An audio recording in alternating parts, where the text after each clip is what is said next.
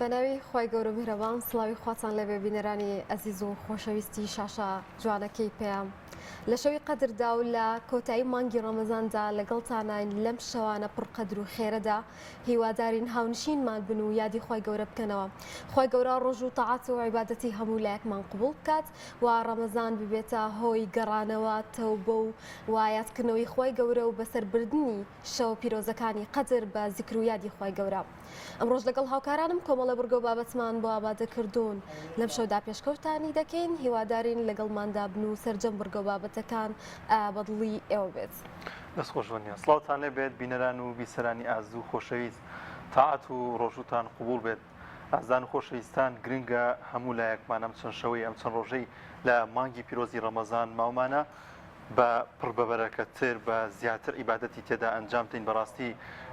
کاتانێکمان هەیە کە لە ئێستادا کاتانێکی زۆر بە نرخن گرنگە ئەم کاتە بە فیرۆنە دەیوە بزانین زۆرترین عیبادەتی تێدا ئەنجام دەین بە تایبەت ئەم چەند شەوانەی کۆتایی کە تا عیبادەتی تێدا ئەنجام دەین تا توێشوی زیاتر بۆ خۆمان زیاتر بکەین لە قیامەت تاخوای گەورە خێر و بەرەکەتمان بەسەردا دەڕژێن و دەبێت تەمای لێ خۆشببوونمان لەم مانگە پیرۆزەدا داوا دەکەین لە خوای گەورە کە تاعات و ڕۆژوی هەموو لایەکمان قبول کات و یارمەتی دەرمان بێت لەم چەند شەوانی کۆتاییدا زیاتر عیبادەت ئەنجام دەین زیاتر پەرشتی زیاتر ئەنجام دەین ئازان خۆشەویستان لەم تەورانی کە پێشکەش بە ئێوەی ئازیزی دەکەین لە تەوریەکەی بەرنامەکەشماندا باز لە گەورەی شەوی قەدر دەکەین زانین کە بۆچی گرنگە موسڵمانان قەدری ئەم شەوە پیرۆزە بگرن و گرنگترین عیبادەتەکان چین لەم شەوانەدا ئەنجام بدرێت چۆن کاتەکانمان وا لێ بکەین کە پڕ بە بەرەکەت و پڕ خێر و پڕ عیبادەتی زیاتر بێت شەو نوێژەکانمان چۆن ئەنجام بدەین لەو تەورێماندا زیاتر و بەردەوامتر گرنگی بە شەوی قەدر دەدەین و باز لە گەورەی شەوی قەدر دەکەین بەڵێ تەورەکانی ئەم شەومان تایبەت دەبێت بە شەوانی قەدر لە تەوری دۆم ماجەخت دەکەینە سەر ئەوەی کە گەنجان چۆن بتوانن کاتەکانیان لە شەوانی قەدردا ڕێک بخەن زۆرترین پەرستشی خی گەورەی تێدا بکەن و بتوانن ئەو شەوانە زیندوو بکەنەوە و هۆکار چیەکە گەنجان تا ڕادەیەک کەمتر لەم شەوانەدا زیندوو دەکەنەوە و دەتوانن عیبادەت و پەرستشەکان ڕوو لە مزگەوتەکان بکەن تا ڕادەیەک ساردی پێوە دیارە و چۆن بتوانین ئەم شەوانە بخۆزینەوە کە هەلێکی زۆر گەورەیە بۆ مسلمانان وەک دەزانین خێری هەزار مانگی هەیە و خێرێکی نەبراوەیە هیچ کەسێ ئەم شەوی لە دەست بچێ بەڕاستی لە دەستچووەکانە ئەو کەسە بۆیە ئەم بابەتە تاوتێ دەکەین و میوانێکی تایبەتمان دەبێت بەڵازان و خۆشەویستان دەچینە لای ناوبڕێک و بەردەوام دەبین لەگەڵ میوانەکانماندا گفتوگۆ لەبارەی تەورەکانەوە دەکەین.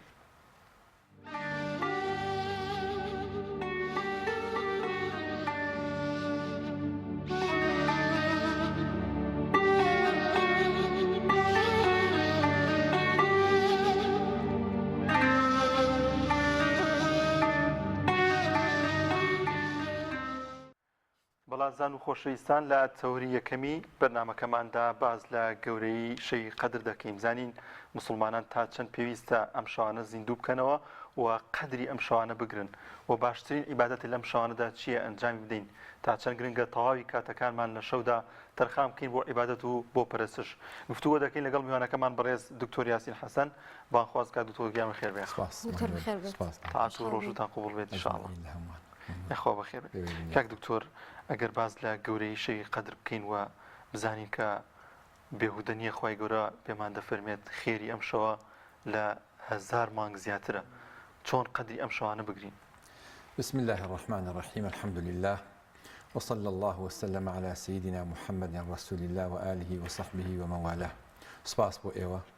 سپاس بۆ بینەرانی بەڕێز و خۆشەویست پیرۆزبایی ئەم مانگە پڕخێر و بەرەکەتە لە سەرەتاوە کردومانە دووپاتێکینەوە بەڵکو پیرۆزبایی شەوانی پیرۆز و پڕقەدری قەدر ئەەکەین لە بینەران و هەموو مسلمانان بە شێوەیەکی گشتی شەوانی قەدر یاخود شەوی کۆتایی مانگی پیرۆزی ڕەمەزان تایبەتمەندی خۆی هەیە خوای پەروەردگار ئاماژەی پێکا کە ئەفەرمێ ئینە ئەنزەلناه فی لەیلة القەدر لەیلة القەدر خەیر من ئەلف شەهر زانایان قسەیان زۆر کردووە سەبارەت بە خەیریەتی ئەم شەوە مەوداکەی زۆر و قسەگەلێکی زۆر هەیە بەڵام گرنگ ئەوەیە ئەم شەوە چونکە یەک تایبەت کە قورئانی پیرۆزی تادا بەزیوە خێرترە لە هەزاران لە هەزار مانگ لە قورئانی پیرۆزا کە ئەلف بەکارهێنراوە بۆ زۆری بەکارهێناوە بۆ بێشمار بەکارهێنراوە ئەگینا زۆر لە هەزار مانگ زیاتر خێری زیاترە خۆی گەورە باسێکا فەرمێ فيها يفرق كل أمر حكيم لێگومان ئەمە لە مانگی پیرۆزی ڕەمەزانایە لە ڕاستیە هەموو پیشەوەرەکان وەرزێکی تایبەت بە خۆیان هەیە کە ئیستیغلالێکن و ئیستیثماریەکەن بۆی بتوانن قۆڵی تیا هەڵماڵن و گەورەترین ئاماجی خۆیانی تیا بەدەست بێنن سەرتاشێک لە سەرەتای یاخود لە ڕۆژانی بەر لە جەژنەکانە سەرقاڵە و لای قەرەباڵغ ئەبێ و پێویستە کە شەو ژمێنێتەوە زۆر جار بینیومانە جاری وایە هەتا سەعات 3 و 4 شەو مێننەوە سەرتاشی وا هەیە لێ ئەم شەو هەر نەخەوتم یا 2 شەوە نەخەوت و ئیسراحەتی نەکردووە کەسێکە زاریعە خەریکی زەراعەت و فەلاحەتی خۆیەتی ئەگەر لە کاتی چاندنی دەغڵ و دان و مەوسیمەکەی خۆیان ئەرکێ بخەیتە ئەستۆی ڕەنگە بەجێ نێنێ بڵێ من سەرقاڵم و هەروەها لە وەرزی دروێنەیشە بە هەمان شێوە فرۆشیارێکە کەرەستە و کاڵای قوتابخانەکانە فرۆشێ لە کاتی کردنەوەی قوتابخانەکانە ئەوانەی کە جلوبەرگە فرۆشن لە کاتی مەوسیمی کڕینی جلوبەرگ وەکو جەژنەکان و کاتەکانی تر سەرقاڵن ئەهلی خوا ئەوانەی کە هەلی عیبادەتن مەوسیمیان تایبەت بە خۆیان هەیە طبعاً ساڵەکە هەمووی بۆ ئەوان فەرق ناکە لە هەندێک ڕووی عیبادەت و پەرستشەوە بەڵام تایبەتمەندیەک هەیە بۆ مانگی پیرۆزی ڕەمەزان و بۆ شەوانی قەدری پیرۆز دایکە عایشا فەرمێ کاتێک کە شەوانی قەدر هات لە شەوی کۆتایی پێغەمبەری خوا صلی الله علیه و سلم گۆڕانکاری بەسرا هات طوى فراشه وشد مئزره وأيقظ أهله فراشەکەی واتە پۆشاکە جلوبەرگەکەی پێخەفی خەوەکەی ئەپێچایەوە نەئەخەوت ئەو شەوانە و هەروەها خۆشی تون دەکرد پشتێنەکەی تون دەکرد و قۆڵی لێ هەڵەماڵی و خێر و بەرەکەتە شەوانی قەدر کە سوکار و ماڵ و دەور و پشتەکەی خۆشی بە ئاگای هێنا و خەبەرێ کردەوە ئەم شەوانە طبعاً مەوسیم و وەرزی خێر و خێرات و چاکەکردن و نزیکبوونەوەی لە خوای پەروەردگار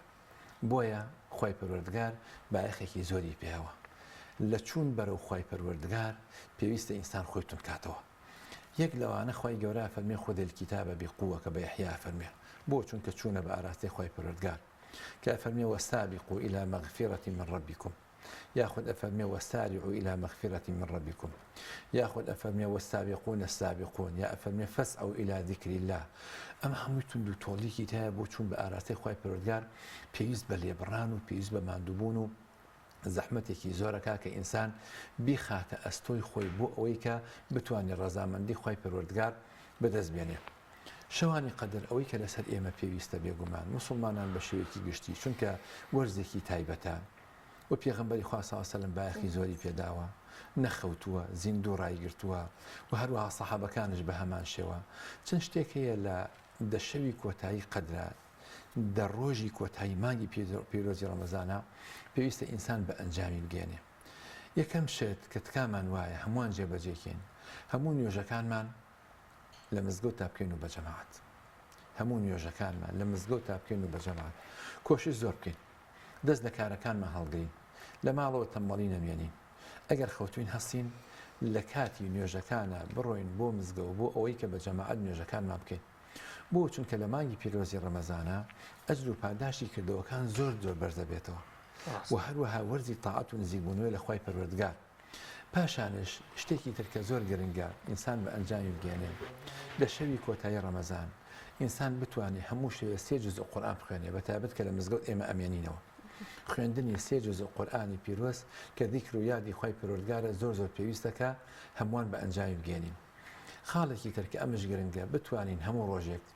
لە ڕۆژانی کۆتایی مانگی پیرۆزی ڕەمەزانە ئەو دەشەوە خێر بکەین چاکە بکەین ببەخشین و بەخشندە بین ئەو کەسەش کە فەقیرە ببەخشێ مانگی ڕەمەزان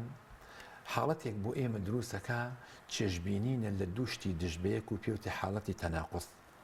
حاڵەتی تەناقوض کە لەو خەڵکانەیە هەیە کە نەضوجیان هەیە و پێگەیشتوون یعنی کارێکی چاکە دەوڵەمەندێک ئەگەر ببەخشێ بەس لەو چاکتر ئەوەیە کە هەژارێ ببەخشێ بەخشین لەگەڵ هەژاریە دووشتی دژبەیەکن لە کەسێکا کۆ بێتەوە دەلالە لە پێگەین و گەورەی و ئینساناکە ئەم جۆرە کەسانە پێیان تێ کەسایەتێکی مڕەکەب واتە لێکدراو و حادینی تاگنین یەک جۆرە کار بە ئەنجام بگێنن بەڵکو دوو جۆر کار کە دژبەیەکن لە یەک کاتە بە ئەنجامی ئەگەێنن بۆ نمونە کەسێک کە بە ڕۆژوو ئەبێت بە ڕۆژووبوون ماندووبوونە ئێش و زەحمەتی تایە تینوبوونی تایە بەڵام لەگەڵ ئەوەشدا تۆ چێژی لێبینیت کاتێککە بەربانکەیتەوە تووشی گەورەترین خۆشی و دەروون شادی و سازبوونی ئینسان و ئامادەکیەکە لە حزۆری خۆی پەروەردگار حەز بە بەختەوەریەکی زۆرەکەیت و هەروەها لەم مانگە پێ لە شەوی کۆتایی ڕەمەزانە پێویستیمان بە شتگەلێکی تری زۆر هەیە بۆ نمونە ئەو کەسانەی کە ئەتوان بە اعتیکاف بکەن ئەو کەسانی کە ئەتوانن لە دوای بانگی بەیانی و نوێژی بەیانی با بمێننەوە هەتا خۆرەکەوێت چونکە سونەتی پێغەمبەری خۆی ساوسەم کە فەرموویەک و حەجێک و ئەمرێکی کرد بێ شتگەلێکی تری زۆرمان هەیە تەراویحەکان زۆر بەداخەوە ئێستا لە هەموو مزگەوتەکان لە تقریبەن 8 ڕکعاتەکرێ لە مەککە 20 دەکرێ بێ لە 3 ڕکعاتەکەی وتر و هەروەها شەو نوێژ دەکرێت دوایەوە لە مەدینەیە 30 ئەوەندە ڕکعاتەکرێ لە ڕابردووە لە لای خۆمان بەلایکەوە 20 ڕکعاتەکرا 23 ڕکعاتەکرا خەڵکەکە ئێستا وەکو جۆرێک لە پێشبڕکێ هەیە کێ نوێژەکە خێراتر بکە ڕەنگە خەڵک ڕوو بکا بۆ ئەوێ پێویستی بە تەئەنی و بەهێمنی و بە لەسەرخۆیی هەیە بە تایبەت تەراویحەکانی ئینسان چەندە بتوانێت ئامادەی هەبێ لە نوێژی تەراویحە شتگەلێکی تری زۆر هەیە خێر و خێرات لەم مانگەیە زۆر زۆرە زانایان ئەهلی پەروەردگار ڕۆحی فەرمیانە الطرائق إلى الخالق بعدد أنفاس الخلائق ڕێگەکان بۆ چوون بە ئاراستی خوای پەروەردگار هێندەی هەناسە و نەفەسی دروستکراوەکانی خوای پەروەردگارە زۆر باش مامۆستا بۆ نێژلانە توش پرسیارێ هەبێ دەمەوێت ئاماژە بە شتێ بکەیلانەیە لە ئێستادا گەنجانێکە بێ یاخود مسلمانێکە بێت پێش ڕەمەزان کۆمەڵێک تاوان و گوناهی ئەنجامدا بێت دەوێت لەم ڕەمەزانەدا بە تایبەتی تر لەم دەشەوەدا تۆبە بکات و نەگەڕێتەوە سەر ئەو گوناه و تاوانانی زۆر جار شەیتان وەسوەسێگە خاتە دڵی ئەم جۆرە مسلمانانەوە دەڵێت کوڕەخوای گەورە تۆ هەم تاوانە کردو چۆن لێ خۆشەوێ وازی لێ بێنە وانە تا چەند گرنگە نەکەوینە شوێن وەسوەسەی شەیتان وە دڵنیا بینەوە لەوەی کە خوای گەورە زۆر بەڕەحمە و خوای گەورە زۆر لێ خۆشبوو بەرامبەر بە بەندەکانی ڕاستیەکی ئێمابی و زانین حبێک هەیە خۆشەویستیەک هەیە کاوکێشەیەکە لە نێوان ئینسان لەگەڵ خوای پەروەردگار خۆی گەورە خۆشەویستی خۆی بۆ ئینسانەکان پێشەخا کە ئەفەرمێ یحبهم ویحبونه کەلیمەی حب کەلیمەی خۆشەویستی لە نێوان ئینسان لەگەڵ خۆی پەروەردگارە زۆر زۆر گرنگە کە ئەم خۆشەویستی دابمەزرێ ڕەنگە ئاسان بە ئینسان خۆی پەروەردگاری خۆش بیە بەس لەو گرنگتر ئەوەیەکە کارێ بکەی کە خۆی پەروەردگار ئێمەی خۆش بیە نەخۆشەویستی تەنها لە نێوان ئێمە و خۆی پەروەردگار کە ئێمەش لەبەر خۆی پەروەردگار یەکتریمان خۆشەوێت چیرۆکەکە مەشهورە کەسێکە هەڵەسێ ئەچێ بۆ گوندێک بۆ ئاواییەک بۆ سەردانی برایەکی خۆی فریشتەکان دێنە خوارە پرسای دەکەن بۆ چیاڵە لە بەروی خۆشمێ لە بەرچی تەنها لە بەرخوا کاڵی خۆی پەروەردگار سڵاو لێکا و سەلاوە بۆ ئەنێرێ فریشتەکان پێگەێنن لە ڕۆژی قیامەتە خۆی پەروەردگار کە بانگەکە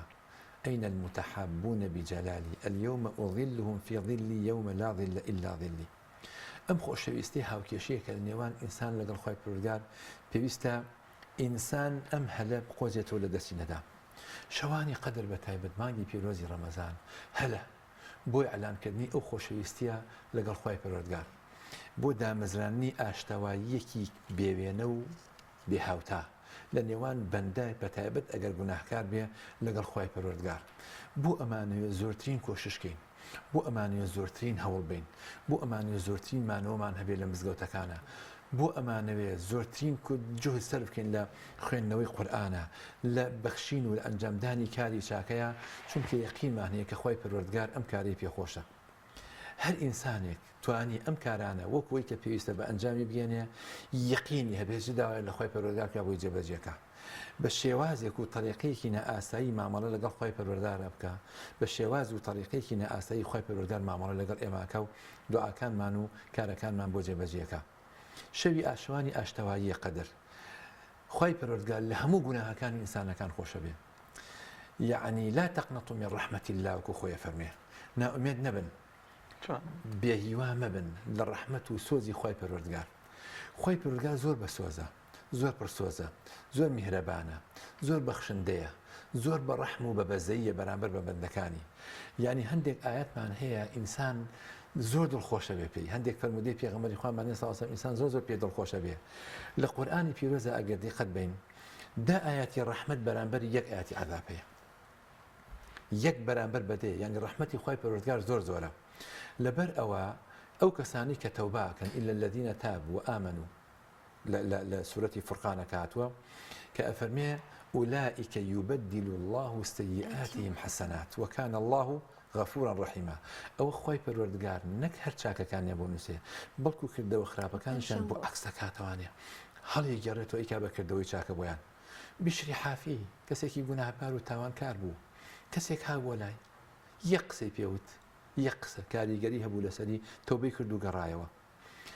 إمام عمر رضا ورحمة خوای لێبێ فەرمێ جالس التوابين فإنهم أرق أفئدة لەگەڵ تەوبەکارانە دابنیشن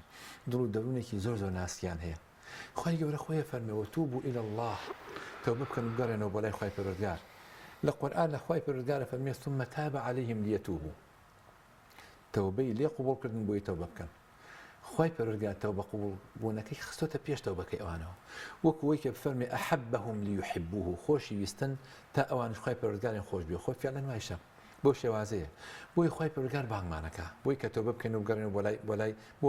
بۆ ئامێزی ئاسمان بگەڕێنەوە بۆ لای خوای پەروەردگار پێغەمبەری خوا صلی الله علیه و سلم لەگەڵ ئەوە کە خوای پەروەردگار لە گوناهی پێشین و پاشینی خۆش بووە هەمیشە زاری پارە بووە بە دوعا و بە تەوبە و گەڕانەوە بۆ لای خوای پەروەردگار بۆیە ئەوەی کە لەسەر ئێمە پێویستە ئێمە کە هەمومان گوناهمانەیە بەشی خۆمان دڵخۆش بین بۆی کە خوای پەروەردگار لێمان خۆشە بێت فرمودەی صحیحی پێغەمبەر صلی الله علیه و سلم کە فەرمێ لله أشد فرحا بتوبة عبده حين يتوب إليه زۆر دڵخۆشە خوای پەروەردگار بۆی کە عەبدێکی ئەگەڕێتەوە بۆ لای خۆی بۆی کە تەوبە ئەکا بۆ ئەوەی کە جەبریار ئەدا جارێکتر نەگەڕێتەوە سەر گوناه و تاوانەکان بۆیە تکانمان وایە لەم مانگە پیرۆزەیە لەم شەوە پیرۆزانەیە هەمووان تەوبە بکەین هەمووان بەڵێن بین هەمووان بڕیار بین کە خوای پەروەردگارمان خۆش بوێ بۆی خوای پەروەردگارش ئێمەی خۆش بوێ هەر ئەوەندە کە خوای پەروەردگار ئێمەی خۆشویست ئیتر هەموو شتێک ڕێکە بێتەوە کێ کاروباری لەگەڵ ئاسمان ڕێخە کاروباری لەسەر زەوی لەگەڵ بەندەکانی خوای پەروەردگار و مەخلوقات هەمووی ڕێکە بێ و خۆش گوزارانە بێ ئەهلی پەروەردەی ڕۆحی قسەیەکی جوانیان هەیە ئەفەرمون وەقەتر لەگەڵ خوای پەروەردگارە قساکەن وەقەترة من حبك تجعل الكافر وليا دڵۆپێک لە خۆشەویستی خوای پەروەردگار ئینسانێکی کافر ئەکا بە وەلی خوای پەروەردگار ئەم شەوانە هەلە بیقۆزینەوە استثماری بکەین تەوظیفی بکەین بتوانین زۆرترین عیبادەتی تیا بە ئەنجام گەێنین زۆر باشە دکتۆر با باسێک لەوە بکەین کاتێک دەچینە کۆتایی مانگی ڕەمەزانەوە هاوڵاتیان زۆر مەشغوڵ ئەبن بەشتی دنیاییەوە ئەگەر بچیتە بازاڕەکان دائیمەن پڕە بکڕین و فرۆشتن و خەڵک زیاتر خۆی ئامادە دەکات بۆ جژن و ڕەنگە گەر خانمان ماڵ پاکەنەوە و خواردن خەریک بوون بم کاتەوە لە کاتێکدا ئەم شەوەی ئەخیر دەشەوەی ئەخیر زۆر خێرە و پڕبەرەکەتە ئامۆژگاری چییە ئێمە چۆن بتوانین ئایا ئەوە هۆکارچێک کە هاوڵاتیان جۆرێک لە ساردبوونەوە ئەو چێژە ئیمانیان لەبیر دەچێتەوە دوای شتانێک دەکەون کە بەڕاستی تەعویز دەکرێتەوە بەڵام ئەم شەوە پیرۆزە هەرگیز تەعویز ناکرێتەوە بۆ ئینسانێک کە بەڕاستی بێ قەدری ئەم شەوە ڕابگرێت ئێمە ناز و نیعمەتی خوای پەروەردگار زۆرە بەسەرمانەوە ئەگەر دیقەت بین تەندروستیمان دەستاغیمان بوونی خان و ماڵێک کە تیاژین بوونی ئۆتۆمبیل و سیارەکە هەمانە ئەگەر سەیریکەین ئەو چاوی کە پێبینین ئەو مێشکی کە بیری پێکەینەوە ئێستا ئێمە ئەوە گوێمان لە یەکتریە بە عەرەبانێک نەهاتوین بێرە بە قاچی خۆمان هاتوین بۆ ئێرە سپاس بۆخوا خوای پەروەردگار کە خۆی پێناساندوین هیدایەتی داوین بۆ شاڕێگەی خۆی ئێمە بیر لەوە بکەینەوە کە خوای پەروەردگار ڕێنمونی ئێمەی کردووە کە ئێستا بێن لێرا بەرنامەیە بکەین کە خەڵکانێک لە مزگەوتا لە ئەعتیکافان خەریکی یادی خوای پەروەردگارن ئەمە ئەخوازەیە کە بەردەوام لە کوڕنووش و سوجودا بین بۆ خوای پەروەردگار هەر کەسێک خوا بناسێ وەکو ئەوەی کە هەیە بڕوا بکەن هەموو لایەک وەکو ئەوەی کە هەیە خوای پەروەردگار خوا بناسین ڕەنگە حەسکەین ناوچەوانمان لە سوجدە بەرز نەکەین هەمیشە لە سوجود و کوڕنووشا بین بۆ خوای پەروەردگار خوای گەورە ناز و نیعمەتی زۆری باراندوو بەسەر ئێمەیە ئێمە پێویستە سوپاسگوزاری خوای پەروەردگار بکەین هەموو ژیانمان لە هەموو کاتەکانە لە کۆتایی مانگی ڕەمەزانە بە پێچەوانەوە ئێمە بێ شەحن بوو بێتینەوە زیاتر حاڵەتە ئیمانیەکان لە دڵ و دەروونمان ناچەسپا بێ نیشانەی قبوڵبوونی هەر کارێکەوەی کە کاری چاکەی بەدوایە بێت لە دوای مانگی ڕەمەزان پێویستە کاری چاکە بێ بەدوایە کۆتایی مانگی ڕەمەزان هەلە نەتیجەکەی لەو دەشەوە دەردەکەوێت دڵ ئەبێ مەشغوڵ بێ بە خوای پەروەردگارەوە حیفە دڵ مەشغوڵ بێ و سەرقاڵ بێ بە جووتێ پێڵاوە بە پانتۆڵێکەوە بە سیارەیەکەوە بە حساب بەنکیەکەوە لە کاتێکا ئێمە لە شەوانێکی زۆر پیرۆز هەوسار بیکەرەوە هەشتا ئەوەنە ساڵ زیاتر لەوەش خێرمان دەسەکەی بەڕاستی لەوەشە زۆر زیاتر لەوەیە بۆیە ئێمە تکامان بە چەند کاتژمێرێکی شەو بەڕاست بەڵێ تکامان وایە جان ئێمە نازانین جاری وایە یەک لەحزەیەک دوعاکە لای خوای پەروەردگار گیرابێ یەک چرکە ساتێکە جاریوە یەک کاری خێرەیەکی یەک بەخشینەیەکی جاریوە هەیە چرکە ساتێکی ڕازگۆیی نێوان توێ لەگەڵ خوای پەروەردگارە یەک دڵە فەرمیاسکە کە ئێڕێژیت بۆ ئەو گوناهانەی کە کردوتە و تەوبە ئەەکەیت و گەڕێتەوە بەلای خوای پەروەردگار ئاەتێکە کە ئیخوێنیت دڵە بە فرمێزگەکە دەکەوێتە سەر ئەو مصحفەی کە لەسەر ڕانت داناوە ئەو قورئانە پاشان ئیشتیاق دەبێت تا مەزروع ئەبی کە بگەڕێتەوە بەلای خوای پەروەردگار باش هەر کەسێک تا مەزروعی کەسێ بێ حەز ناکا ببینێ پێغەمبەری خوا صلی الله عليه وسلم لە کۆتایی تەمەنیا لە 63 ساڵیە ئەیفەرموو ئەشتاق إلى ربي تا مەزروع شەیدای دیداری خوای پەروەردگارم باش ئێمە 20 ساڵ نوێژەکەین 30 ساڵ نوێژەکەین 40 ساڵ نوێژەکەین 50 ساڵ 60 ساڵ نوێژەکەین ئایا ناگەینەوەی کە تا مەزروعی دیداری خوای پەروەردگارم بگەڕێ بەلای خوای پەروەردگار چەند خۆش ئینسان بەڕوویەکی سوورە و بگەڕێتەوە بەلای خوای پەروەردگار ئەزانن ئێمە لقێکین لە درەختی غەیب ئەزانن ئێمە لەم جیهانەیە نامۆین ئەزانن ئێمە هەمیشە ئەناڵێنین تا مەزروعی ئەوەین کە بگەڕێنەوە بۆ زێدی خۆمان کە لای خوای پەروەردگارەوە هاتوین بۆیە ئەم مانگە مانگێکی زۆر زۆر پیرۆزە زۆر زۆر مقدسە هەلە پێویستەکە کە لە دەستی نەدەین پێغەمبەری خوا صلی الله علیه وسلم هیچ کاتێکی بەفیڕۆ نەیاوە ئینسان ئەگەر بۆ یەکرێت لەم کاتانەیە لەگەڵ هەموو هەناسەیەکە زیکری خوای پەروەردگار کە بابیکە ئینسان ئەگەر بۆ یەکرێت هەموو لەحظەیە لە خوێندنی قورئانی پیرۆزابێ با لە خوێندنی قورئانی پیرۆزابێ با ئەو چاوانەوەکو خۆی تێ بکرێت سوور ببێتەوانێ بەڵام مەخەوە لەم شەوە پیرۆزانەیە زیندوو ڕای بگرێت لەبەر خوای پەروەردگار و ئیشتیاق و تامەزروع شەیداییمان بۆ خوای پەروەردگار پێغەمبەران وابوون پیاوچاکان وابوون خەڵکانێکی زۆر زۆر هەن ئێستا گەنجی وا هەیە سوپاس بۆ خوا بەڕاکردن ڕوا بۆ مزگەوت لێ پرسیاری لێکەن ئەڵێن بۆ ئەڵێ وەڵا خوای پەروەردگار کە زیینی کردمەوانێ با بڵێ بەڕاکردنەوە هاتووە بۆ مزگەوت خەڵکێک هەیە گەنجیشەکە ڕا بۆ بازار کێتەوە بە ماڵەوە هەندێک خێر و خێراتەکە سەدەقایە ئەڵێن بۆ ئەڵێن نەزارێکم کردبێ گوێم لە قسەیەکی نەشیا بوو بێ گوێم لە جنێوێ بوو بێ کەسێ دابێتی گوێم لە غەیبەتێک بوو بێ گوێم لە بوختانێک بوو بێ تووشی تاوانێک بوو بێتم سەدەقە و خێرێک ئەکا لە کەفارەتی ئەوەیە ئەهلی خوا زۆرن پیاوگەلی چاک زۆرن سوپاس بۆ خوا بەتایبەت لەم سەردەمەیە قۆڵی لێ هەڵماڵین بەڕاستی خوا بناسین وەک پێغەمبەران هەڵگا و هەنگاو هەڵگرین بچینە نێو ژیانی پیاوچاکان و ئەوانەی کە هەمیشە ژیانیان هەمیشە هەناسەکانیان لەگەڵ زیکر و یادی خوای پەروەردگارا بووە دکتۆر زۆر جارانی ئەگەر ڕەنگە کەسێکی گوناهباریش بچێتە مزگەوتێکەوە لەنا ئەو کەسە ئیماندارانە دانیشە ڕەنگە خوای گەورە لەو کەسەش خۆش بێت کە ئەو هەموو تاوانەی هەیە ئەو ناڕەحمەتی خوای گەورە فراوانە لەم شەوانەدا بێگومان عەرەب وتیانە ئەسڵاحب و ساحب صاحب ڕاکێشەرە ڕادێکێشە هاوڵەکە و چۆن بێ تۆش ئەوش بەو شێوە بێ ئینسان بچێتە مەجلیسی هەر کەسێکەوە بۆ نوبەرامی ئەو مەجلیسەی بۆ دێ هەر نور و بەرەکەتی ئەو مەجلیسیان بۆ بێ ئەوە کەسانی کە ئاهلی گوناهن ئەوانەی کە ئاهلی تاوانن ئەوانەی کە ناومێد بوون لە ڕەحمەتی خوای پەروەردگار تاوان هەرچەندێکە با بگەڕێنەوە بۆ لای خوای پەروەردگار پێغەمبەری خوا صلی الله علیه وسلم فەرمێ هێندەی بارستایی زەوی گوناهت هەبێ ئەی بەنی ئادەم بگەڕێتەوە بۆ لام تۆبە بکەی شەریکم بۆ بڕیان نەی هێندەی بارستایی زەوی لە بوردەی و لێ خۆشببوونی خۆم ئەبارێنم بەسەرتا لە ڕۆژی قیامەتە خوای پەروەردگار کەسێک زیندوو ئەکاتەوە ئەهلی جەهەنەمە محاسبەی ئەکات پرسیاری لێ ئەکات کە گوناهی کردو هەمرەکە بڕوا بۆ جەهەنەم کە ئەیبەن ئاوڕێاتەوە خوای پەروەردگار فەرمێ بیگەڕنەوە بۆچی ئاوڕێدا لە خوای پەروەردگار لەگەڵەوەی ئەهلی جەهەنەم واللهی لە عەفوت نائومێد نەبووم واللهی لە بەخشندەی تۆ نائومێد نەبووم خوای پەروەردگار فەرمانەکە بیبەن بۆ بەهەشت خەڵکانێکی زۆر هەن لە ڕۆژی قیامەتە خوای پەروەردگار مامەڵەیەکی ڕەحموتیان لەگەڵاکە زۆر بەبەزەیە هەر ئێمە بگەڕێنەوە وەکو پێغەمبەری خوا صلی الله علیه وسلم فەرمێ مثلي ومثلكم كمثل رجل أوقد نارا فجعل الجنادب والفراش يقعن فيها وهو يذبهن عنها وأنا آخذ بحجزكم عن النار وأنتم تفلتون من يدي فمي يعني من نقل إيوكو يعني كسي قوايك أقري كاتو ولا شويكي تارا بەپولە و کولە و ئەم جۆرەشتانە مێرووەکان دێن میانوی کۆن نائاگرەکە و چمکی کراسەکەی گرتۆ دووریان نەخاتەوە بۆی نەکەم نائاگرەکە ئەفەرمێن بۆ ئێوە ئاوام چمکی کراسەکەی ئێواگرم بۆ ئەوکە بەرەو ئاگر لە دەستی من هەڵنێن خوا خۆشی ئەوێن پێغەمبەری خوا ساسەم خۆشی ئەوێن ڕێگەکە ڕوون و ئاشکرایە بەس صدق و ڕازگۆیی ئەوێ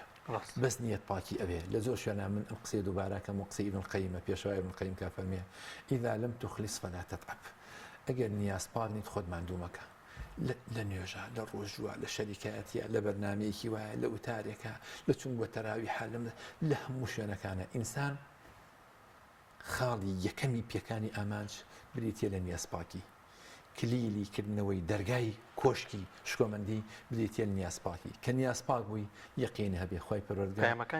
ئەگاتە دڵ خۆی دەستەگرێ و ئەو با بەرەو ئامانجێکی دروست زۆر باش ماوەسا ئەگەرمە بکەینە کۆتا پێیان باشترین ئیبادەتێک چی ئەنجام بدەی لەم شەوانەدا لەوانەیە هەمووی خێر و چاکەمان دەست بکەی بەڵام ئەگەر لە فەرمودەیەکە لە شوێنەکە ئاماژە بۆ کرابێت کە باشترین ئیبادەتێک باشترین دوعایەک لەم چەند شەوانەدا بیکەین دوعاکان طبعا عیبادەتەکان هەموو عیبادەتەکان گیرای ئینشاءڵڵا لەم شەوەیە لە خوێندنەوەی قورئان لە دەستبەرزکردنەوەی دوعا لە قونوتە لە کاتە تایبەتەکانە بە تایبەت ئەگەر بگونجێ لە شەوانی قەدرە ئینسان بە تەنها بینی خۆی و خوا هەندێک دابنیشێت هەندێک نهێنی و ڕازی خۆی هەیە بیگەنێتە خۆی پەروەردگار بچپێنێ بە گوێی زەویە خۆی پەروەردگار لە ئاسمان خۆی گوێی لێ ئەبێ و هەندێک دوعا هەیە کە تایبەتە پێغەمبەری خوا صلی الله علیه و سلم دەسەکانی بەرز کردوتەوانی فەرمێتی اللهم إنك عفو كريم تحب العفو فاعف عنا لەم شەوانەیە دوعاکان گیران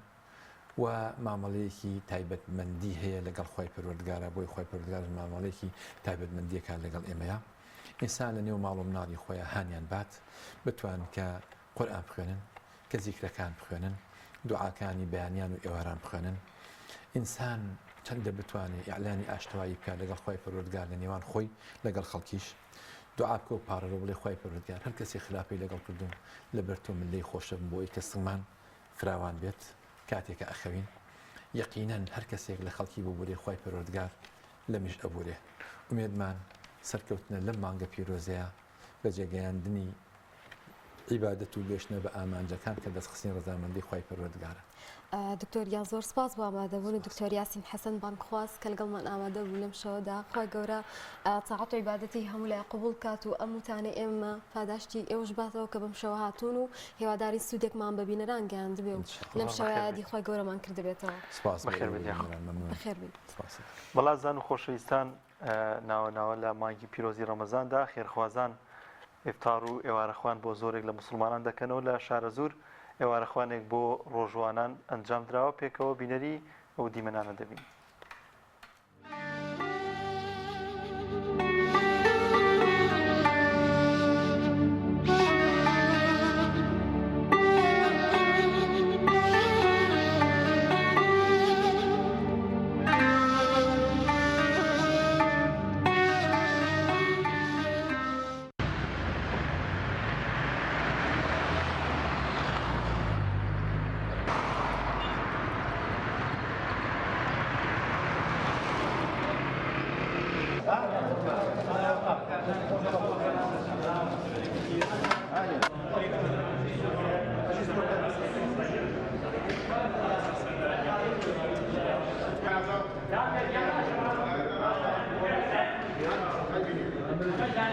بێژەی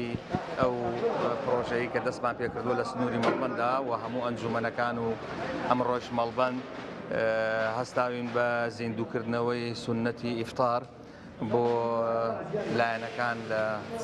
سنووری مەڵبەند و لە سەی سادق و زانایانی ئاینی و کۆمەڵێک کەسایەتی و پیاماقوڵ خۆشحاڵ بووین کە هەم سونەتەکە زیندوو بکەینەوە هەم لە خزمەتی ئەو برا بەڕێزانەی خۆشمانە بین و لە خزمەتی ئەو زانایانە بەڕێزانە بین. ئەلحەمدولیلا کۆمەڵێک زانا و کۆمەڵێک کەسایەتی باش بەشدار بوون لە ئیفتارەکەی ئەمڕۆمان.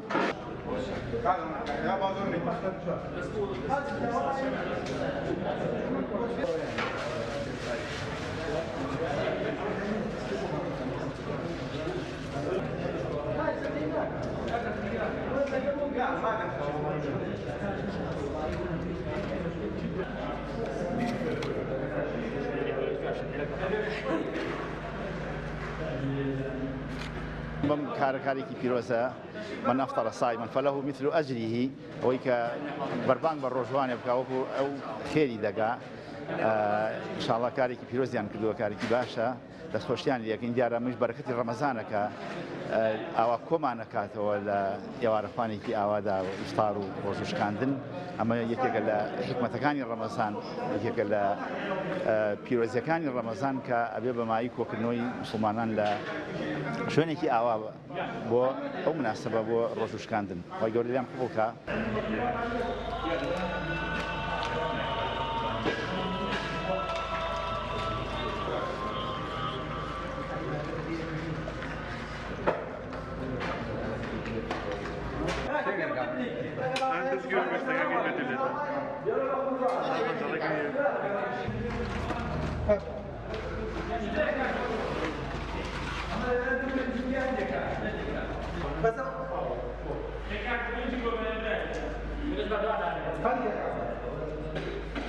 بەدەمەوە چوون بۆ تەراوێح و ئیلتیزامی خەڵک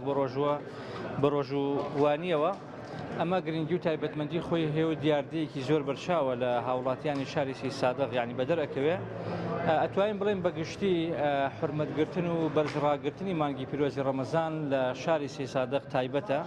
و ئێمەش وەکو مەڵبەندی شارە زۆری کۆمەڵی دادگەری ئەم ئێوارە هەر بە مناسبەی بەرزڕاگرتنی مانگی پیرۆزی ڕەمەزان ئەم چالاکیەی بەربانکردنەوە بۆ بەشێک لە ڕۆژەوانانیش خەڵکی شار دەخێنە پاڵ خۆی ئەو چالاکیانەی کە لە مانگی ڕەمەزانانە لە مانگی ڕەمەزاندا موسڵمانانی شار و هاوڵاتیانی شار ئەنجامێدن.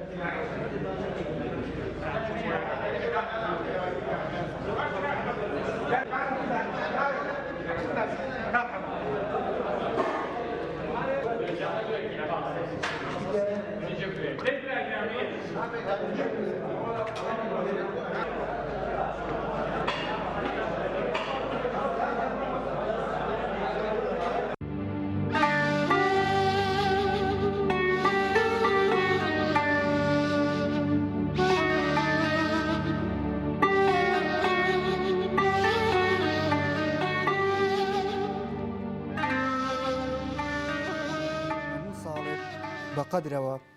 دێتەوە ئەم شەوی قەدرە ئێمە ئەرزین ئەو بارانە پێویستمانە قەترە قەترە هەموو ساڵێ بەقدرەوە دێتەوە پڕ لە دیارە هەڵی بگرن بۆ قیامەت جوانترین یادگاریە. زۆر سپاس خۆی گەورە پاداشتی خێرتان باتەوە ئینشەڵا. سپاس بۆ بەڕێستان کە ئەم هەلەتان بۆی مەڕەخسان خۆی گەورەتان ڕازبی ئینشەڵا. بەڵێ ئەزیزان لە تەوەری دۆمدا لەگەڵ گەنجێکدان کە زۆر بەڕێز هەڵگورد عەبدولوهابە کە لەگەڵمان ئامادەیە ئەمڕۆ باس لەوە دەکەین کە گەنجان چۆن بتوانن لە شەوانی قەدردا کاتەکانیان ڕێک بخەن و خۆیان بەس پەرستش و عیبادەتەکان و زیکری یادی خۆی گەورەوە بکەنەوە و ئەمە بخۆزینەوە بۆ ئەوەی کە تۆبەی تێدا بکەین. ئەگەر هەموو مانگی ڕەمەزان نەمانتوانی بێ ئەوە ئەتوانین لەم شەوانەیە بگەڕێنەوە و کات تەرخان بکەین بۆ ئەوەی ئەو کاتی لە دەستمان بچۆ لە شەوانی قەدردا و لەو شەو گەورانەیە کە خێر و پاداشتێکی زۆر گەورەی هەیە بەسەری بین لە تاعاتی خۆی گەورەیە. بۆیە بابەتەکەمان سەبارەت بە ڕێخستنی کاتەکانی گەنجە و ئەمڕۆ لەگەڵ زۆر بەڕێز کاک هەڵگوردا تاوتی ئەو بابەتە دەکەین. کاک هەڵگورد بۆچی گرنگە گەنجان ئەم شەوانە بخۆزنەوە بۆ عیبادەت و بۆ خواپەرستی؟ خۆی هۆنەرە فەرمێن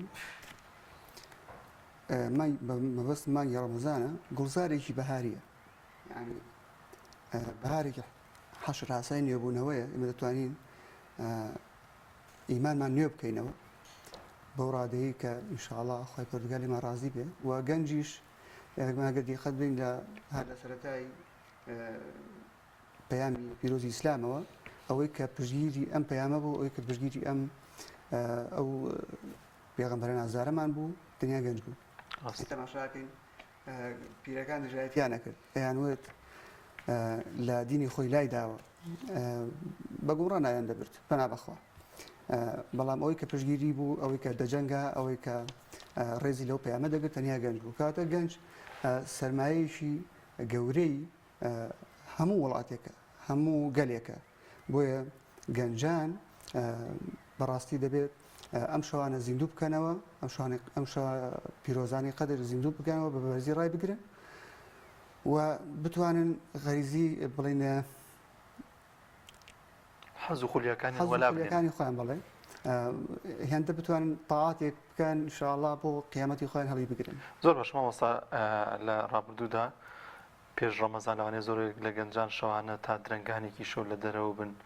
ئەگەر لە سلێمانی بنەچنە سۆڵەکە و بوون شوێنانی تر تا چەند گرنگە ئەم شەوانەمان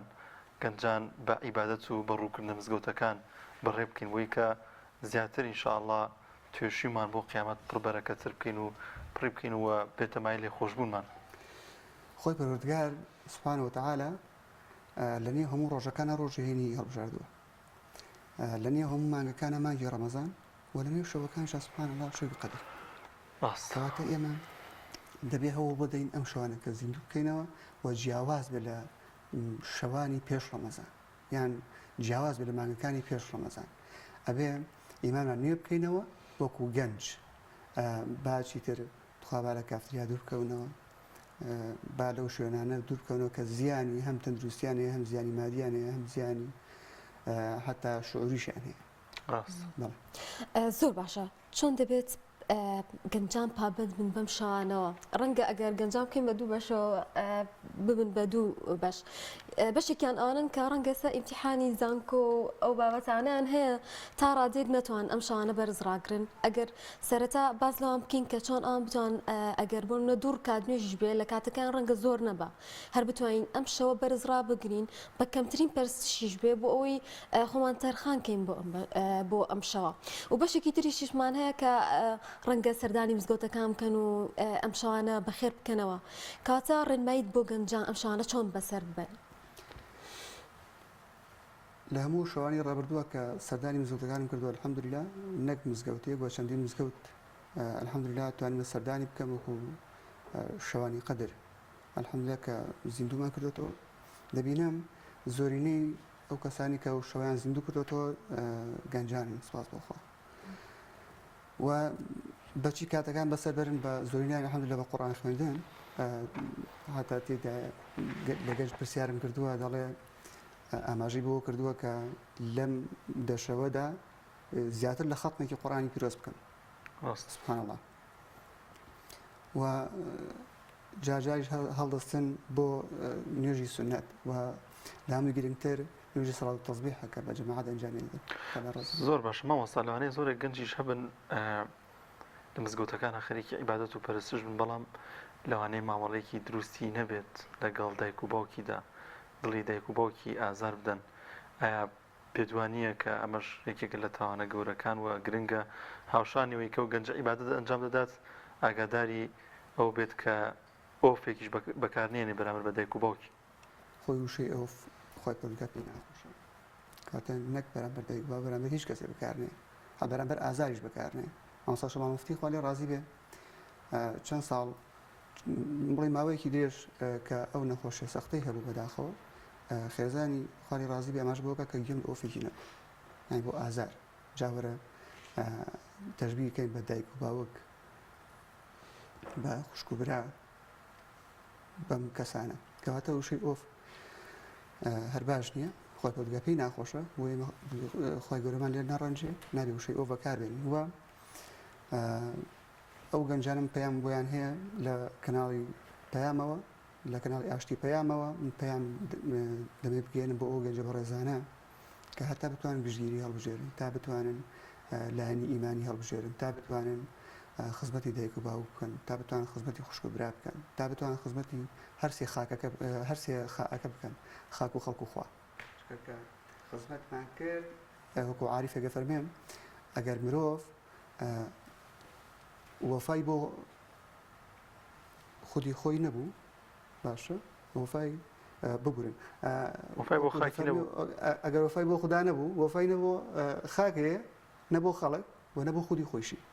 کەواتە پێش هەموو شتێک وەفامان بۆ خوددا هەبێ سوپاسی هەموو نیعمەتە بکەن کە پێی بەخشین سوپاس و ستایش بکەین زۆر باشە هەندێک گەنجمان هەیە ئەگەر بۆ نمونە بەدیار یاریێکی ئەلکترۆنیەوە دانیشێ یاخود بەدیار یاریێکی پەبجیەوە دانیشێت کاتێکی زۆرە بە لە کافتریا کات بەسەر بەرێ ینی بە زۆری نازانێت ئەگەر چەندین سەعات لێ بمێنێتەوە کاتە بۆچی ئامادە نییە بێت لە مزگەوتێکا دابنیشێ ئەو شانە زیندوو بکاتەوە بەشداری پەرستشەکان بکاتەوە ئەو ساردیە چیە تا ڕادێک لەناو گەنجانە هەیە بۆ شتە دنیاییەکان چێژ و لەزەتەکانی دنیا زۆر بەباشی ئەتوان کاتەکانیان بەسەر برن بەڵام بۆ عیبادەت و کات بەسەر بن بۆ خۆی گەورە ساردیەکیان تێدایە سەڵات ینی سەڵات هەرچەندە حەز ناکەم تەوەرەکە بۆ ڕێوەباری سیاسەتدا چونکە تەوەرەکی ئیمانیمان هەڵبژاردووە الحەمدوللا بەڵام کەشێکی وای ڕەخساندووە کۆمەڵی ڕاگەاندنی کردوێتەوە بە ناوی هونەریەوە بەڵام تەماشاکەی هەمووی بە لە ڕادەبرنی گەنجانە ینی کۆمەڵی درامای هێناوە دەرخواری زهنی گەنجانی دەدا کە نە لەگەڵ کولتوریا دەگونجێت لەگەڵ کۆمەڵ گەشتیان نە لەگەڵ بیرکردنەوەشیان بەداخەوە ئەمە دەگەڕێتەوە سەر ئەوان تەماشاکەی هەتاوەکو ناوەندێکی پەروەردەی فکری دەکرێتەوە دەیان کافتریا دەکرێتەوە یعنی هەتا نووسەرێکی بەڕێزی تەنزی ئاماژە بۆدا بوو کافریاوە زۆر مەگەر وەزارەتی یامەدا بنی ینی وای لێ هاتووە کافریا هێندە زۆرە یەکێک لە شەقامەکان پێم خۆش ناوی بێنم کە ناوی کەسێکی عالمە بە ناوی ئەوە نانراوە بەڵام تەماشاکەی هێندە دوکانی کافتریا یا خۆ کافتریا دوکانی تری تێدانی دەگەڕێتەوە سەرەوە کە دەسەڵات بە دەیان بە سەدان بەرنامە کارەکە لەسەرەوەی کە گەنجان بەلاڕەدا بەرێ بەڵام الحەمدولله سەریشی هەر نەگرتووە کە گەنجانێکی زۆر هەن الحەمدولله تەماشاکەین لە ڕابردوودا هەر ئەو گەنجانە بوو کە توانیان ئەو موچەکەمە زەوتکراوەیان بەدەست بێنەوە کە خوێندکارانی کۆنشکی مەنگەکان بوو. زۆر باش ماوەسەبا باز لە کڕۆکی بابەتەکەمان بکەین گرنگی کات لە شەوانی قەدردا من دەمەوێت سەرەتا ماژە بۆ بکەی کە کات بۆ گرنگە بۆ هەموو مرۆڤێک ینی بۆ هەموو کەسێک نەک تەنها چینی گەنج بۆ گرنگە کە کاتەکان بە فیرۆن نەدین و بە تایبەتی تر لە مانگی پیرۆزی ڕەمەزاندا کە هەموو موسڵمانی گرنگە ئەو کاتانەی بە فیرۆ نەچێت و بەردەوام عیبادەت و پەرستری تێدا ئەنجام دات و دوور بکرێتەوە لە هەموو قسەیەکی ناڕەوا لە هەموو کار و کردویەکی خراپ تاوەکوەوەی کە خوای گەورە لە مانگەدا لێمان خۆش بێت و پاداشتی نەبراوەمان پێ ببەخشێت بۆی ئەم مانگەوە.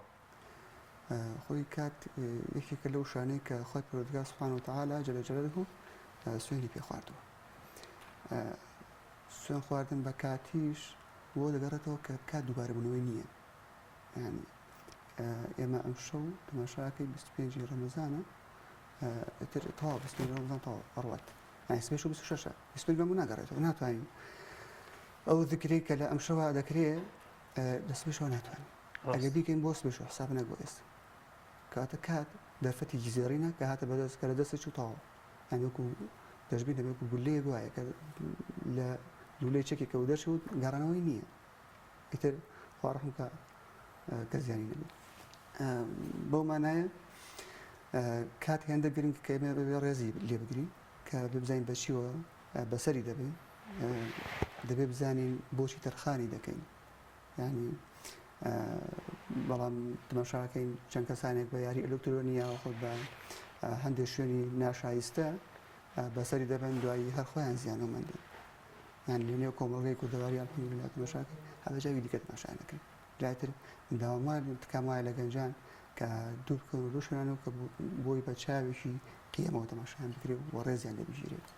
باشە گەنجانی ئێمە دەتوان چی ڕۆڵێکیان هەبێ لەم شەوانەدا یعنی ئێستا زۆر گەنج دەبینین قورئان دەخوێنێ سەوتی خۆشە ئیمامەتیەکە بانگ ئەدا لە مزگەوتەکانە گەنجانی ئێمە چ ڕۆڵێکیان هەیە لەم شەوانەدا یاخود ئەتوان چی ڕۆڵێ ببینن بۆ ئەوی کاتەکانیان بە خواپەرستی بەسەر بەرونوە ببنە پێشنگ بۆ کەسانی تریش زۆر جار ئەگەر گەنجێک خواپەرست بێ گەنجێک ڕوو لە مزگەوت بێ کەسانی دەوروبەریش یەکسەر چاوی لێکەن هاوڕەکانی خۆی حەز بە هاوڕێتی ئەکەن ئەبێتە نمونە بۆ ئەو کەسە. من دەبێت بە دیێڕێکی مامۆستا عەلی باپیر دەست پێ بکەم کە حتا ناونیشانی یەکێک لە بەرهەمە نووسینەکانیەتی گەنج و هەست و هەڵوێست ینی گەنج دەبێت هەم هەستی هەبێ و لەگەڵ هەستەکەشا هەڵوێستی هەبێ ناکرێت لە تەمەنێکی گەنجیا بێ و بێ هەست بێ حتمەن هەستێکی هەیە بەڵام ئەم هەستە کاتێک دەرەکەی کە هەڵوێستێکی جوان و درێرانی هەبێ باشە ئەم هەڵوێستە چۆن ڕەنگەداتەوە تەماشاکەی هەندێک نادادی پێ قبوڵ ناکرێت ئەمە یەک دووهام تەماشاکەی ئەمەندە لەفڵی شیرینە دەتوانێت هاوڕەکانیشی بانگێشکە بێتە یانی داواکە ئەمەندە کردداری جوان ئەنجام دەدا کە هاوڕەکانی دەیبینن ئەمەندە وتەی شیرین بڵاو دەکاتەوە کە هاوڕەکانی دەیبیستن ئەوانش بەهۆی خۆشەویستی ئەوە دێن بەرەو مزگەوت و ئینشاءالله ژیانێکی پڕ بە ئیمان بۆ دوایە. زۆر باش مامۆستایان پێم وابێت دەرفەتمانەوەندە نەماوە شعرێکە ئامادە کردووە گەر بۆمان بخوێنی تو ئاماژەی پێ بکەین سپاس دەکەین.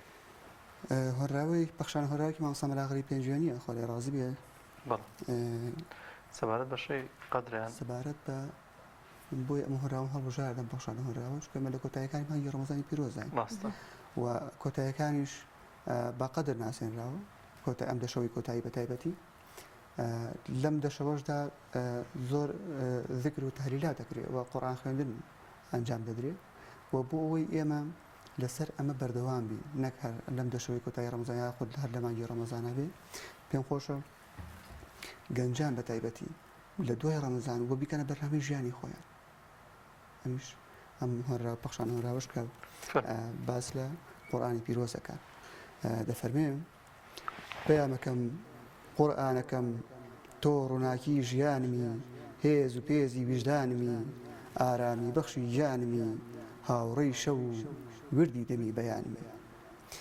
گەر من خوێنی بانگەواز بم وا تۆ دڵی من هەنگی هەڵاڵە دۆزمەم ئەتۆش گوڵی لە ناسکی شاکارەدا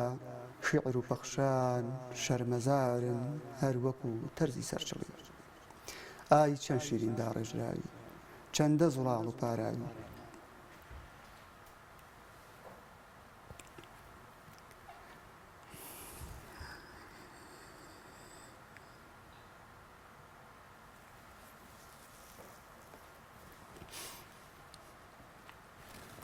تۆ ڕێژنە بارانە بووی لە بیابانێکی وشکە زەوی دڵانت نەرم کرد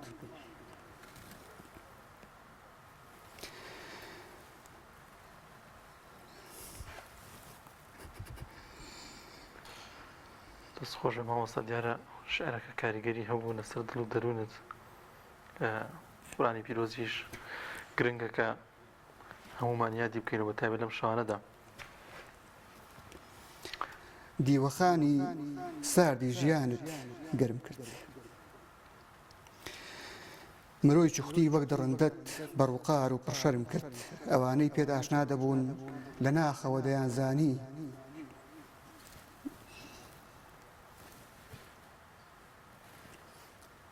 کە تۆ پەیامی ئاسمانی نێراوی خۆی میهرەبانی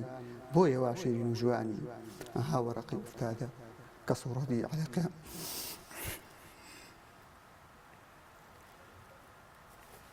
بۆ یەکەم جار فرمێز بەڕێشی سپیا چۆڵای خبەر دەست خۆش بە مامۆستاییان زۆر سپاس دەکەین ئەمەش بۆ هەستەوە دانیشین و ئەم شەوانە زیندوو بکەینەوە قورئانی پیرۆز بخوێنین بەڕاستی دەرفەتێکی زۆر گەورەیە شەوێکە دووبارە نابێتەوە ئەتوانین ئەم شەوانە زۆرترین قورئان خوێندنی تێدا بکەین و ببێت بە سەرچاوەیەک بۆ تۆبەکردن بۆ لێ خۆشبوون لە گوناهانەی کە پێش ڕەمەزان ئەنجامماندا بۆ گۆڕانکاریکردن ببێتە پێشەنگ بۆ ئێمە کە بەردەوام بین لە عیبادەت و پەرستش لە دوای مانگی ڕەمەزانی پیرۆز و ئەم شەوانە بە یادی خۆی گەورە بکەینەوە بەڵێ زۆر سپاس بۆ مامۆستا هەڵگوت عەبدولوهاب مامۆستایان زۆر بەخێر بێ سپاس بۆ دەستپێدان زۆر سپاس مامۆستا باوەندە دەستەکانم خۆشبەختی گەورە پاداشت باشە دوو دێڕۆژ ئەگەر دەرفەتم بان زۆر باش حەمدی دەفەرمێن هەر شەوی میعراجی تەنیا کائیناتە قیمەتی لەیلەة القدری مقابل 100,000 ڕۆژانە شەو جا کەواتە گەرم پێیان لێ وەربگرن بە کورتی ئەم چەند شەوەی قدر کەماوە تکەم وایە هیچ کەسە دەستخۆی نەدات و تۆبەیەشی ئیخلاسی بکات ئینشاءالله ئینشاءالله هیواداری باشی ئەوش باتەوە کە وەکو دەستگایەکی میدیایی چەند ساڵە خەباتان هەیە کە دەتوانن گەنجان وشیار بکەنەوە کە دەتوانن پەیامی زرنجی بدەن بە گوێی تا نیشتمانیاندا و بتوانن گژێتان هەڵبژاردووە کە الحەمدولیلا چاکسازی فکریە خۆی گەورە یارمەتی دەرمان بێت و دامی زیاترمان باتێ دەستە خۆش مامۆستاییان زەحمەتی کێشە بەڵازان خۆشەویستان دەچینە لای ناوبڕێک و دێنەوە بەردەوام دەبین لەگەڵتان